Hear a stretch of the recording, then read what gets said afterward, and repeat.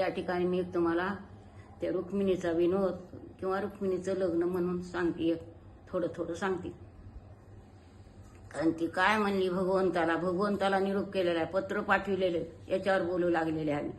कारण सांगितलं हे पहा, माझ्या लग्नाची बंधू करील तयारी, तोरणे उभारिल द्वारी, बहुदेशांची लोक मिळाली सारी, घालून हार शेरीरी, सैन्यातील पुष्कळ जमले, वाद्याने भाऊ दुमदुमले, अंबरी नाद कोंधले, परी जाणून हा काना मुरहारी आला, मजवरती कोप का केला, आजीदादाचा निश्चय अर्थचिचा, आजीदादाने निश्चय केला, शिशुपाल वर होण्याचा.